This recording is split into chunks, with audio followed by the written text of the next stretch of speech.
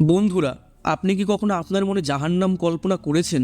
সেই জায়গাটা কেমন লাগবে? আপনি কি সেখানে যেতে চান? আপনি যদি একজন মানুষ হন তবে আপনি আপনার শত্রুদেরও সেখানে পাঠাতে চাইবেন না। কিন্তু দুঃখের বিষয় হলো, কিছু মানুষ তাদের জীবনেই নরক দেখেছে এবং তাদের গল্প বলতে ফিরেও এসেছেন। মার্টিন পিস্টোরিয়াস দক্ষিণ আফ্রিকায় বসবাসকারী 12 বছর বয়সী এক বালক। খুব সুখেই চলছিল তার জীবন, কিন্তু 1988 সালের জানুয়ারিতে এমন একটি ঘটনা ঘটল যেটা তার জীবনকে চিরতরে বদলে দিয়েছিল। একদিন সে স্কুল থেকে ফিরছিল। তিনি বললেন যে তার গলায় সামান্য কাশি হয়েছে, যেটা দেখে কোনো বড় সমস্যা বলে মনে হয়নি। কিন্তু দুঃখের বিষয় হলো, সেদিনের পর মার্টিন কখনোই আর স্কুলে যেতে পারেনি। 1 মাসে তার অবস্থা এতটাই খারাপ হতে থাকে যে তার শরীরের উপর থেকে তার নিয়ন্ত্রণ প্রায় শেষ হয়ে গিয়েছিল। সেই সাথে তার মানসিকভাবে চিন্তা করার এবং বোঝার ক্ষমতাও দুর্বল হয়ে পড়ে। কেউ কিছু বোঝে ওঠার আগেই কোমায় চলে যান তিনি। এখন কেউ জানে না এই রোগের কারণ কি, তবে ডাক্তাররা বলেছিল যে এটা ক্রিপ্টোকিক্যাল মেনিনজাইটিস হতে পারে বা সেরিব্রাল টিউবারকুলোসিস, কারণ তার আগেও এই রোগ ছিল। কিন্তু এখন অনেক দেরি হয়ে গিয়েছিল। ডাক্তারদের তাকে নিরাময়ের কোনো উপায় ছিল না। মার্টিনের চিকিৎসা ব্যর্থ হওয়ার কয়েকদিন পর তাকে হাসপাতাল থেকে ছেড়ে দেওয়া হয় এবং তার বাবা মাকে বলা হয়েছিল শুধুমাত্র ঈশ্বর বা কোনো অলৌকিক শক্তি তার পুত্র সন্তানকে বাঁচাতে পারে। মার্টিন বাইরের বিশ্বের সাথে তার বন্ধন পুরোপুরি ছিন্ন করেছিল। তিনি ছিলেন ঠিক জীবন্ত লাশের মতো, আর তার আগের মতো হওয়ার কোনো সম্ভাবনা ছিল না। তবে সবাই তার সুস্থতার জন্য দোয়া করছিল। তবে কত সময় লাগবে তার সুস্থ হতে বা আদৌ তিনি সুস্থ হবেন কি না তার কোনো ধারণা ছিল না। যাই হোক, পরিসংখ্যান অনুযায়ী কোমায় যাওয়ার পর প্রায় 58% মানুষ জীবনে আর ফিরে আসতে পারে না। আর তার মধ্যে 4 দিন কোমায় থাকার পর জীবনে ফিরে আসার বা চেতনায় ফিরে আসার সম্ভাবনা মাত্র 7%, যা 2 সপ্তাহ পর মাত্র 2% হয়ে দাঁড়ায়। সুতরাং মানুষটির হাতে সময় বেশি নেই। কিন্তু আশ্চর্যের বিষয় হলো, মার্টিন এই পরিসংখ্যানকে বুড়ো আঙুল দেখিয়ে অনেক দিন পর্যন্ত বেঁচে থাকতে সক্ষম হয়েছিল এবং পুরোপুরি ঠিক হয়ে যাবার আশাটাকেও বাঁচিয়ে রেখেছিল। কিন্তু এতদিন ধরে মার্টিন যে বেঁচে ছিল, সেটা কি সত্যিকারের? প্রায় 10 বছর ধরে মার্টিন তার ঘরে জীবন্ত লাশ হয়ে পড়েছিল।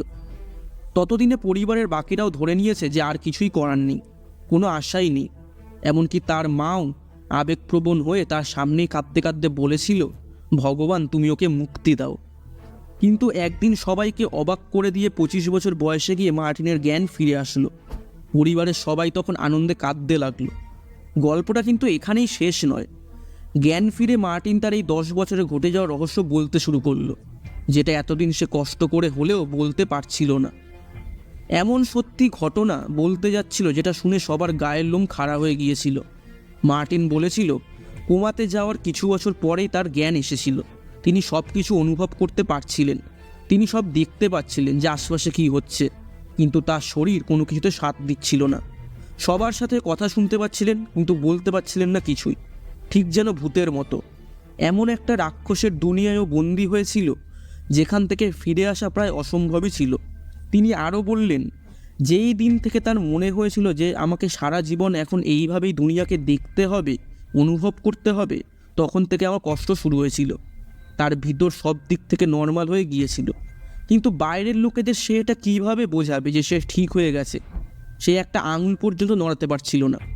একটা জীবন্ত লাশ হয়ে তাকে বেঁচে থাকতে হবে, এটা ছাড়া আর কোনো কিছুই ভবিষ্যতে দেখতে পাচ্ছিল না সে। এর থেকেও কষ্টের কথা, সে তার মায়ের কান্নার আওয়াজ শুনতে পাচ্ছিল এবং সে এটাও শুনতে পাচ্ছিল যে তার মা ভগবানকে তার মুক্তির কথা বলছে। বন্ধুরা, আপনারা কি ভাবতে পারছেন মার্টিনের মধ্যে দিয়ে তখন কী যাচ্ছিল? কিন্তু মার্টিন তার মাকে বুঝেছিল যে তার মা যেগুলো বলছে বা করছে সেগুলো তার ভালোর জন্যই করছিল। কিন্তু মার্টিনের বাবাই হয়তো একমাত্র ব্যক্তি যে মার্টিনের উপর পুরোপুরি ভরসা রেখেছিল। সে রোজ মার্টিনকে পরিষ্কার পরিচ্ছন্ন করে দিত, খাইয়ে দিত এবং তার শরীরে ম্যাসাজ করে দিত, যাতে মার্টিন সুস্থ থাকতে পারে। মার্টিন তার ব্রেনকে শক্তিশালী ও সতেজ করে রাখতে মনে মনে ক্যালকুলেশন করত। মার্টিন মেনেই নিয়েছিল যে বাকি জীবন এরকমভাবেই তাকে কাটাতে হবে।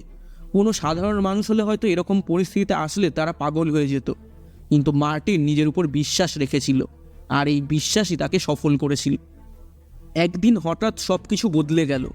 মার্টিনের রোজকার চেকআপের সময় সে এটা ডাক্তারকে বোঝাতে সক্ষম হলো যে তার জ্ঞান এসেছে।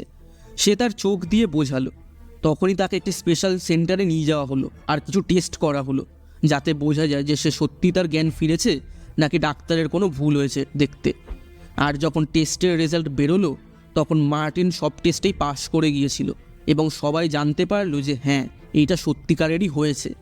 এই খবর পাওয়ার পর মার্টিনের মা চাকরি ছেড়ে দেন এবং আরও বেশি ভালো করে তার যত্ন নিতে শুরু করেন এবং তিনি এমন একটা কম্পিউটার প্রোগ্রাম বানালেন যাতে মার্টিন কথাবার্তা বলতে পারেন।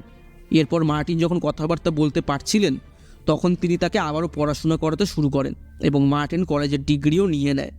তারপর মার্টিন একটা ওয়েব ডেভেলপমেন্ট কোম্পানিতে তার চাকরি করে। এটাকেই বলে কঠোর মানসিকতা।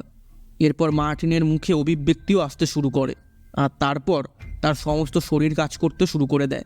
সে তার বোনের এক বান্ধবীকে বিয়ে করেন এবং সুখে সংসার করতে থাকেন। 2011 সালে তিনি একটা বইও প্রকাশ করেন যেটার নাম দিয়েছিল ঘোস্ট বয়। সেখানে তিনি তার সমস্ত অভিজ্ঞতাকে শেয়ার করেছিলেন আর বলেছিলেন সে এমন একটা দুনিয়ায় ছিলেন যেখানে সে আর কখনো যেতে চান না, কেউই যেতে চাইবে না। মার্টিন সবার জন্য একটা অনুপ্রেরণা।